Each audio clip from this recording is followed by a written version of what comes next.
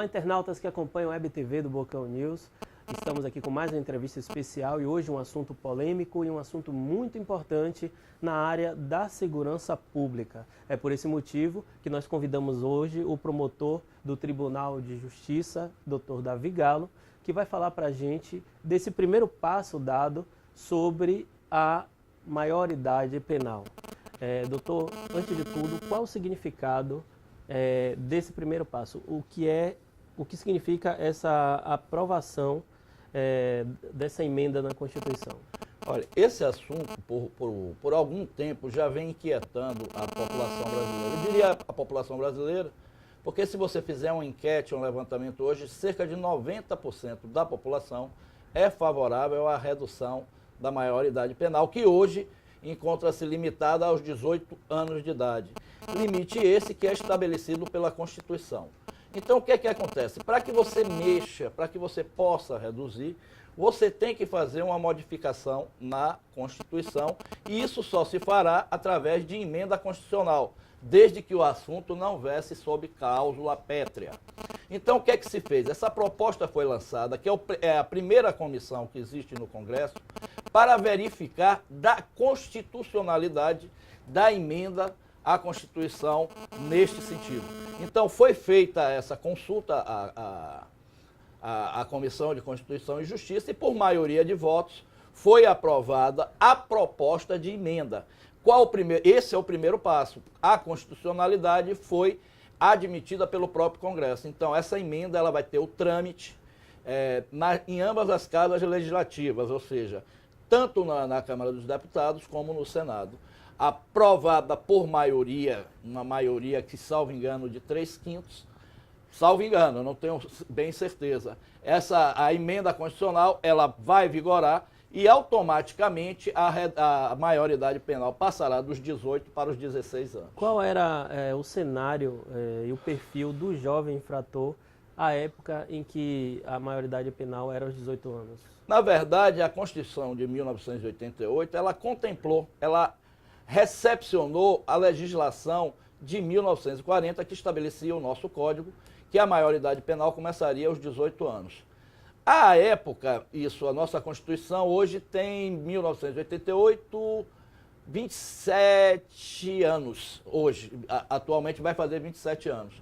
Então você não pode hoje, por exemplo, comparar um jovem que tinha com 16 anos de hoje, com 16 anos em 1988 e com 16 anos em 1940, você vai fazer um estudo e vai ver que são totalmente diferentes, sobretudo no que diz ao conhecimento da lei. Porque a lei, naquela época, entendia que o menor de 16 anos ele não tinha plena capacidade de entender o caráter ilícito de uma conduta que ele viesse a praticar. O que hoje eu entendo, ele sabe muito bem, tanto sabe que hoje o adolescente com 16 anos, ele pode praticar um ato que é o ato supremo da cidadania em qualquer país do mundo, é escolher os seus governantes, escolher os seus mandatários. Ou seja, se ele tem essa capacidade de escolher os mandatários, ele pode discernir o que é melhor e o que é ruim para a nação, escolhendo para a nação, para o município, para o estado, porque ele não tem plena capacidade que se ele pegar uma arma e matar uma pessoa, ele está tirando uma vida, vamos dar um tratamento diferenciado a ele porque ele tem 16 anos, porque ele tem 17 anos, não tem 18? Ora, isso daí seria, ao meu ver, chancelar a impunidade. Ou seja, serve até como um estímulo. Eu sempre digo, eu não sou promotor atualmente da vara de uma promotoria de menores e quero deixar bem claro aqui que a minha opinião não representa o entendimento da maioria da minha instituição, mas durante 9 anos eu trabalhei com menores infratores. E uma coisa eu sempre pude perceber, eles sempre tiveram consciência do caráter ilícito do que estavam fazendo. E muitas vezes sabiam porque faziam, porque tinham plena consciência e convicção de que a reprimenda em relação a ele era muito branda. Ou seja, você pega um indivíduo hoje com 18 anos, que comete um latrocínio, que é um roubo qualificado pela morte, a pena dele varia de 20 a 30 anos. Se você praticar esse fato com um menor de 17 anos, que ele pratica esse mesmo crime, junto com aquele de 18, repare a injustiça. Os dois praticam o mesmo crime. Digamos que o menor é que dá o tiro que mata a pessoa. O que tem 18 anos vai pegar 20, 25 anos. O menor vai pegar no máximo 3 anos, quando pega. Ou seja, ele vai, pratica e serve até como estímulo. Essa história de menorzinho, pobrezinho, de vitimização do menor infrator, é conversa para boi dormir e só serve para estimular a violência. A maioria dos menores que cometem crimes hediondos não se arrependem. E eu não defendo uma redução generalizada. O que eu defendo é uma redução para os 16 anos, para aquele indivíduo que comete crime hediondo ou que comete crime com violência contra a pessoa. Hoje mesmo, lá no Bocão News, já deve estar disponível para quem acessar o site, um menor, ele atirou contra um sargento da polícia militar com a própria arma. Acho que ele conseguiu tomar a arma do policial e atirou na cabeça. Então o que acontece?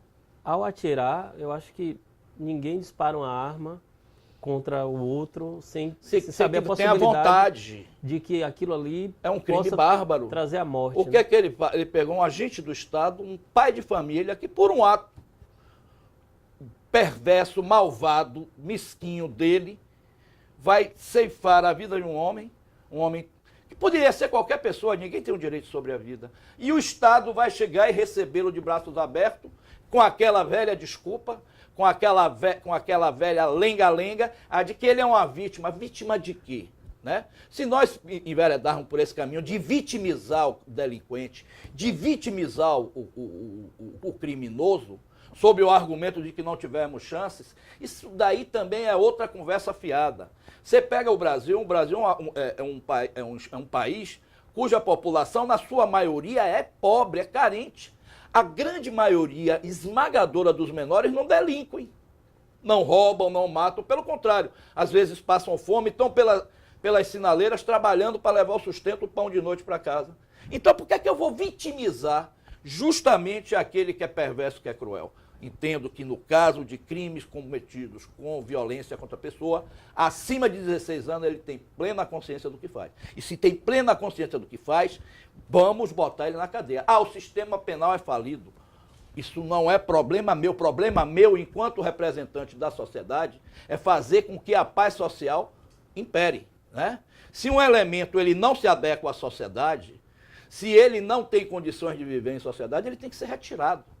Essa história, vamos recuperar, e para isso nós temos que pagar o preço de termos cidadãos mortos, pessoas estupradas, mulheres estupradas, simplesmente porque aquela vitimazinha da sociedade tem 18 anos. O Estatuto da Criança e do Adolescente seria então um entrave para esse avanço, já que ele traz tantos direitos para esses adolescentes, mesmo que num ato infracional? Olha, caso venha a ser aprovada a emenda à Constituição, o Estatuto da Criança e do Adolescente ele vai ter que ser totalmente reformulado. Eu digo que é um estatuto, infelizmente, muitas pessoas não vão concordar comigo. É uma lei que não colou. Foi uma lei que fizeram para inglês ver. Porque eu não falo somente na parte infracional, que é muito branda mesmo. Menor infrator, ele não fica detido. Isso eu falo de um modo geral em relação a quase todos os delitos que, em se tratando de menor, diz ato infracional. Não funciona. A parte assistencial também é muito bonita para a Suécia, é muito bonita para a Dinamarca. Para a nossa realidade, não. Que é outra pergunta também que eu ia fazer, que tem a ver com isso aí, que é o seguinte. Hoje, o tipo de tratamento que é dado ao menor infrator, na avaliação do senhor, lembrando que o doutor Davi tem mais de 20 anos lidando com a parte de crime, né, da justiça, pela sua experiência, né, esse tratamento, qual a sua avaliação dele? Qual a produtividade? Qual o resultado que consegue se ter? Nenhum. As instituições, as pseudo-instituições que dizem que vão recuperar o jovem infrator, não recuperam nada. Não existe uma política de Estado voltada nesse sentido, né? Voltada na recuperação do jovem. Porque eu acho que tem determinados tipos de crime que eu acho que, como ao criminoso você dá, ao criminoso maior de 18, você deveria dar também ao delinquente menor de 18, maior de 16. entendeu? Há que se haver uma recuperação, mas tem que se tirar essa pessoa. Os juristas de hoje, os profissionais do direito, eles vivem naquela fantasia, a pena é para ressocializar o indivíduo e reinseri-lo na sociedade. Isso é uma utopia de escritor, de doutrina da Inglaterra, da Alemanha do século passado, que criaram essas doutrinas e nós nunca saíram para vivenciar o que é uma comunidade violenta, o que é uma sociedade onde o cidadão está preso dentro de casa, cercado por grades, porque na hora que sair ele é assaltado. É assaltado por um delinquente, um criminoso, como é assaltado por um menor infrator. A situação é vexatória, calamitosa? Há que se fazer. Agora, o que nós não podemos dizer, vamos reduzir, não vamos resolver o problema. O problema, ninguém tem essa pretensão de resolver o problema da violência. Mas se diminuir um pouquinho, para mim já é o suficiente. Já vai surtir um grande efeito. Serão vidas poupadas. Porque esses jovens também, em muitos casos, eles são utilizados pelo criminoso que já tem mais idade, justamente pela questão da impunidade, né? Ele é o passe, digamos assim, né? É então, o que nós chamamos de autoria imediata. Isso. Ele sempre, quando um policial prende, diz, ó, a arma estava com o menor, a droga ficou com o menor. Se matou, menor. foi o menor. Isso. Entendeu? E o menor já assume isso porque ele sabe que não vai ficar preso. Minha vida, minha experiência como promotor, quando atuei na vara da infância e da juventude, em que se tratando de menores infratores, eu vou dar caso de um que era estuprador. Um estupro hoje é punido com penas severas, sempre foi, do Código Penal brasileiro. Então tinha um menor de 16, 17 anos que ele estuprava crianças. Mas quando ele era recolhido, que era internação, né, que não pode ser chamado de prisão, ele ficava 3, 4 meses. Ele saía, fazia a mesma coisa. E não ficava preso, porque a legislação é branda. Então ele saía e cometia o mesmo crime. Se ele fosse condenado e tivesse cumprindo a pena, ele não sairia. Então você para pensar quantos estupros seriam evitados se ele tivesse sido punido adequadamente. Ou seja, nesse país, vitimiza o delinquente, vitimiza o criminoso. É muito bonito direitos humanos, direitos disso, direito daquilo. Todo mundo esquece da vítima. Ninguém para ouvir a vítima. A vítima é que passa pelo mal, é quem é estuprado, é quem perde um pai, é quem é roubado, tem seu salário assaltado no fim do dia. E no fim disso tudo, vem alguém dizer, ele é mais uma vítima, a sociedade foi injusta com ele. Pô, vá trabalhar. Vá trabalhar. Eu vejo tanto jovem pobre aí trabalhando duro. Eu não vou priorizar uma pequena quantidade, uma pequena parcela desses menores que se entregaram ao crime e transformá-los em vítima. Vítima, sim, é a sociedade que é obrigada a conviver com disparates como esse. Existe uma corrente, lógico, a corrente que não é a favor da diminuição da maioridade penal, que diz que a solução é colocar esses jovens, inserir mais educação, mais oportunidade, acesso à cultura, acesso à profissionalização. Isso aí são soluções, lógico, que evitariam que chegasse ao ponto que está hoje. Só que isso não teria que ter sido feito antes para que não chegasse ao ponto que está hoje? Se fala muito do jovem infrator, né? E por que não o jovem de uma maneira geral? Nós temos jovens de 18, 19, 20 anos na cadeia. Por que nós vamos ter que estigmatizar aqueles que são jovens também, em detrimento dos outros? Claro, as medidas são essas. O Estado falha. Não é prioridade essas políticas sociais para o Estado. É uma grande verdade. Entra governo, sai governo, não se vê um projeto de estimular o jovem a seguir o caminho honesto da vida. Muitos o seguem, a grande maioria o segue por formação familiar. Alguns não. Só que é uma coisa que a gente aprende desde cedo. Para quem anda certo, a vida. Para quem anda errado, a lei. Então nós temos que ter lei, e essas leis é que vão estabelecer os parâmetros da convivência social. Não é essa vitimização do menor infrator. Eu já me avistei, já entrevistei vários, como são frios. E como eles agem com escárnio, sabendo de que nada pode pegar eles. É isso que eu ia perguntar ao senhor, né? Pela sua experiência, qual quadro hoje, quem é o jovem infrator hoje baiano? Como o senhor descreve ele? Uma pequena parcela e eu diria, por incrível que pareça, todo mundo só diz que é um negro e pobre. Tem uma grande parcela de jovens com 16 anos que são infratores e, no entanto, são integrantes da classe média e da classe alta. Ninguém fala. É aquela coisa, se é para vitimizar, é negro e pobre. A grande maioria é negro e pobre? É. O Brasil, a Bahia, Salvador, é injusta com a sua população? É injustíssima. Eu não estou aqui dizendo que está certo, que tem que haver políticas. O Estado é injusto com essas pessoas. Mas tem que se estabelecer limites. E o único limite admitido no Estado democrático de direito é a lei.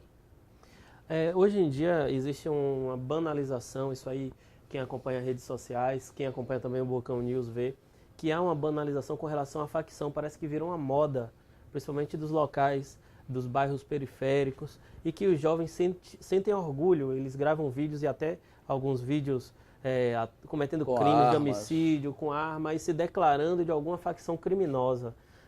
Nós, no Bocão News, tivemos informações de que dentro de um desses centros de internação de jovens infratores, eles, e até na própria delegada titulada Dai, também falou pra gente que eles chegam já dizendo, me coloque separado dali porque eu sou caveira ou porque eu sou PC.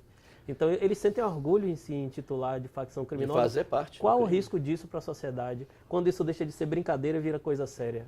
Olha, isso daí era uma prática, a prática das gangues. É uma herança que vem dos Estados Unidos, daquelas camadas mais pobres da população, reuniam-se em gangues nos guetos dos bairros pobres de Nova York e de Manhattan. Então, essa prática ela foi importada, ela foi trazida dos Estados Unidos para aqui e achou campo fértil, sobretudo em algumas comunidades. E essas comunidades, hoje em dia, são dominadas pelo tráfico de drogas, que, por sua vez, é administrado por dois grandes grupos criminosos do Brasil, que é o Comando Vermelho e o primeiro comando da capital. Tudo que é droga está, de alguma forma, está afiliado a um desses dois grupos. Então isso nasceu dentro dos presídios, dentro das cadeias. Eles começaram a se formar em facção, porque à medida em que o Estado se desorganizou, o crime se organizou, e é uma grande realidade, ninguém pode tapar um sol com a peneira e dizer que não existe. Existe sim. Então, mesmo nos bairros que são dominados pelo tráfico de drogas, já existem as facções. Caveira, Comando da Paz. Entendeu? Que na verdade é Comando Vermelho, primeiro comando da capital. Então, se já existem, nos presídios já existe essa divisão, nos reformatórios de menores também. Entendeu? Então, se eles têm a capacidade de escolher a facção a que pertencem, eles não têm condição de escolher o que é certo e o que é errado. É isso que eu pergunto, né? Essa influência existe, existe. E ela é decorrente do tráfico de drogas. Eu não prego apenas que o menor responda pelo crime. Eu prego uma maior efetividade da lei. Os juízes têm que aprender que quando você prende um delinquente, um criminoso, não é para assaltar. Você chega a ser um absurdo, todo criminoso que é preso no assalto, no estupro, quando você puxa a ficha criminal dele, responde a 4, 5 processos. O que é que aquele indivíduo está fazendo na rua? Algum juiz colocou. Então tem que ter essa consciência da efetividade da lei. Você cometeu um crime, você tem que purgar, você tem que pagar. Essa história bonitinha de ressocializar, ressocializa, não? Eles podiam morar num hotel 5 estrelas. Um dos maiores exemplos disso, sem querer fugir, é a questão da saída temporária, né? No Natal, na Páscoa, agora que acabou, muitos terminam não voltando e cometendo crimes. Olha, vão voltar presos pelo cometimento de outros crimes, porque de forma eles querendo voltar, não voltam não. Tem um caso célebre aqui na Bahia de um que saiu para passar o Dia dos Pais, ou um feriado desse. Ele foi para o Iguatemi, parou num ponto estratégico, viu uma mulher sair com uma criança, uma médica, né? Ele estava de saída temporária, né? Excrescência, vergonha, né? Porque se você está preso, rapaz, você tem que pagar seu preço. Mesmo até porque para ele pensar e refletir, né? Ele pegou aquela senhora, ele levou essa senhora para um local, estuprou, jogou ela no asfalto, passou o carro por cima e depois foi embora. Você sabe para onde é que ele foi? Naquela época? Foi pro Baby Beef jantar com a namorada. Se esqueceu de que ele estava sendo filmado e só por isso ele foi preso. Ou seja, o criminoso de determinados crimes, que cometem determinados crimes, ele não se arrepende. Eu tenho um exemplo clássico que a televisão... Isso também é transferido para o menor de idade? Exatamente, eu vou lhe dar esse exemplo. O caso daquela dentista em São Paulo que foi morta e queimada por dois maiores e um menor. Vocês lembram o dia que eles foram apresentados à autoridade policial? Como foi? Os dois maiores, um com 18, outro com 19, cabeça baixa. Ele com 17 pegou, chutou a câmera do repórter e começou a xingar o delegado. E lá pelas tantas ele disse, você não pode fazer nada comigo porque eu sou menor. Será que ele não sabia o que ele fez? Perguntado, interrogado, não me arrependo não. Como é que eu vou assaltar ela e ela só tem R$30? Né? Essa foi a desculpa. Então são essas pessoas que esses grupos de direitos humanos, esses grupos que defendem a manutenção da maioridade de 18, que vitimizam. Vítima são aquelas pessoas que têm o azar de passar pela frente deles. E vou lhe dizer uma coisa, não se arrependem não. Para o senhor, essas medidas de assistência social, cultural e educacional que eu já falei, elas teriam que ser atreladas também a uma medida mais severa, como a diminuição da maioridade penal, ou a gente tem, no caso o Estado, ele tem que procurar já estancar, né, digamos assim, essa A porta está quantidade. arrombada e nós temos que consertar. Essa é a grande verdade. Ministério Público, Poder Judiciário, Polícia só atua em última opção. A prevenção, a construção de um Brasil melhor, de uma sociedade melhor, cabe ao Estado, criando políticas, que você dê um ensino decente, porque nós temos um ensino imoral nesse país. O ensino público desse país, tirando as universidades, é uma imoralidade. O professor é mal pago, quase um mendigo, né? Então não existem políticas públicas visando preparar o jovem para uma vida. Não, tem que ser criadas medidas no sentido de preparar o ser humano para que se possa viver em sociedade. Mas é como ele disse, a porta está arrombada e a gente tem que tomar uma posição. Não é vitimizando o criminoso só porque ele é menor de idade, não. O crime subsiste, o dano à sociedade existe. E nós, como operadores do direito, cabe a última solução para o caso. Eu já perguntei o perfil do jovem infrator na Bahia. Agora, não precisa ser em números específicos, lógico que está sendo de última hora aqui, mas o que é que o senhor tem assim, com relação à quantidade desses jovens se envolvendo em crimes? Porque pelo menos nós não víamos tanto antes, assim, né? Pelo menos nos últimos, vamos dizer, 2 anos. E não vão ver nunca, porque a própria legislação proíbe a divulgação de dados referentes a atos infracionais cometidos por menores. Os dados que chegam até a imprensa, que chegam até a sociedade, são aqueles dados de crimes emblemáticos, de crimes que chamam a atenção. Nós não temos noção, mesmo porque a própria polícia, a própria autoridade policial, em caso de um furto ou de um assalto, sabendo que é menor, ele procura recuperar o bem, entregar à vítima, sequer leva, porque ele sabe que a medida a ser aplicada e 0 é a mesma coisa. Então, a quantidade de crimes cometidos por menores é muito, mas é muito maior do que se imagina. Na Bahia, em Salvador? Na Bahia, em qualquer centro, qualquer cidade grande. Claro, crimes contra a vida são poucos, mas vocês não imaginam a quantidade de estupros, roubos, assaltos, furtos e uma série de outros crimes cometidos por menores.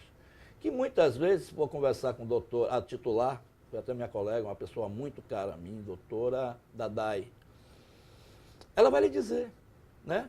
Tem coisas que não valem nem a pena um procedimento. A própria lei prevê que uma vez apresentado o menor ao órgão do Ministério Público, ele pode optar naquele momento por não oferecer nenhuma medida e conceder a remissão, justamente porque não existe sequer local onde se colocar esse menor. E o crime, às vezes, é um crime de menor potencial. Menor potencial que eu digo não ao patrimônio, mas é menor potencial ofensivo à pessoa. Eu defendo, inclusive, eu não sou radical ao ponto de reduzir de forma peremptória para todos os crimes a idade penal para 16 anos. Eu defendo que sejam só os crimes praticados com violência contra a pessoa. E aí você tem o estupro, você tem o roubo, você tem lesão corporal, né? Lesão corporal grave, o homicídio tentado ou consumado, o latrocínio. Então, nesses crimes, mesmo porque é uma temeridade você prender um indivíduo que comete um crime desse e daí a 3 anos você colocar na rua.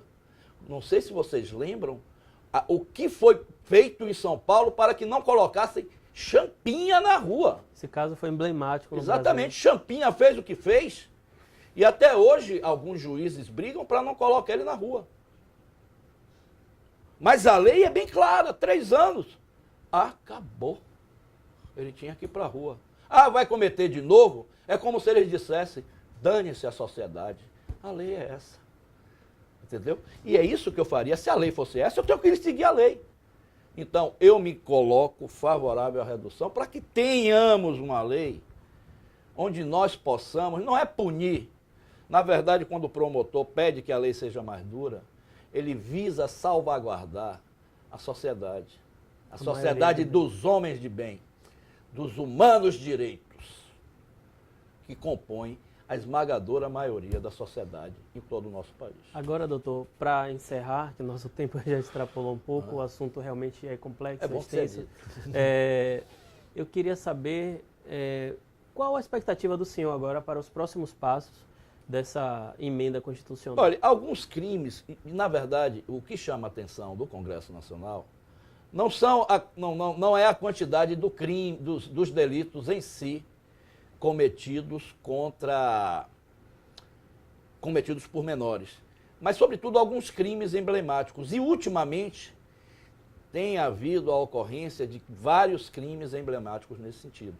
Mas já serve para que seja feito um levantamento. Claro que esse levantamento não poderá se tornar público, porque se trata de menor e a própria legislação permite.